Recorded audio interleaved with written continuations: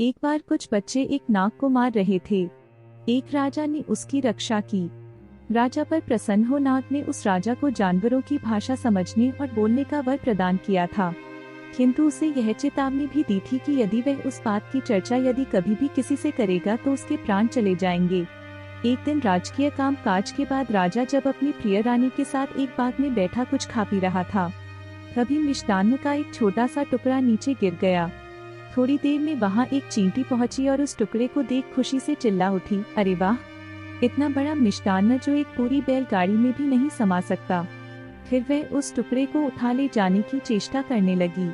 चींटी की बात सुन राजा को हंसी आ गई और वह मुस्कुरा उठा। राजा की रहस्यमय मुस्कान को देख रानी ने समझा कि उसके श्रृंगार में शायद कोई त्रुटि रह गई थी। अतः उसने राजा से उसकी मुस्कान का कारण जानना चाहा, किंतु राजा ने उसकी बात टाल दी। उस रात राजा जब अपने शयन कक्ष में पहुंचा तो रानी ने उसकी रहस्यमय मुस्कान का कारण जानने के लिए तरह तरह का नाटक किया।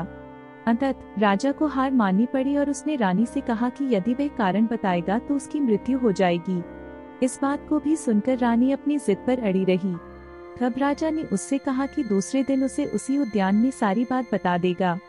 दूसरे दिन जब राजा अपने अनुचरों के साथ उसी उद्यान में जा रहा था तो उसे मार्ग में एक गधा और एक बकरी बातचीत करते दिखे।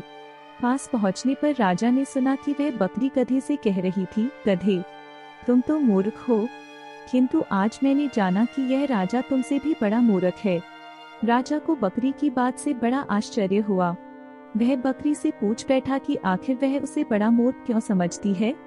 बकरी ने राजा से कहा, हे राजन, आज तुम प्रसन्नता पूर्वक अपनी रानी को खुश करने के लिए अपने जीवन का बलिदान कर रहे हो, किंतु जब वह रानी तुम्हारी मृत्यु के बाद तुम्हारी समस्त संपत्ति की अधिकारिणी हो, किसी दूसरे व्यक्ति के साथ जीवन का आनंद उठाएगी तो क्या तब भी तुम प्रसन्न रहोगे।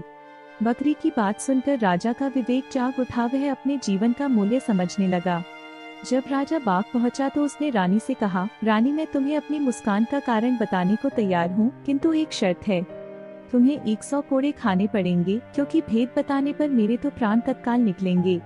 रानी ने समझा राजा तो उसे बहुत प्यार करता था, उस पर झूठ मूठ में कोड़े बरसाए जाएंगे।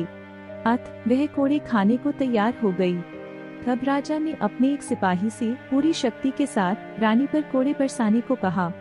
सिपाही ने तब रानी पर पूरी शक्ति से कोड़े बरसाए।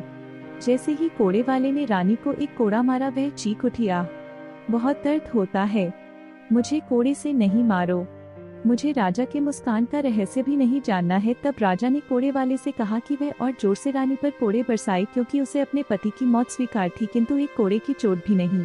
कोड़े वाले ने जब फिर से रानी पर कोड़ा बरसाने को हुआ तभी राजा के मंत्री ने राजा से आग्रह किया कि वह रानी को क्षमा कर दे। राजा ने रानी को क्षमा तो कर दिया, किंतु वह मान सम्मान और प्यार फिर कभी भी प्रदान नहीं किया।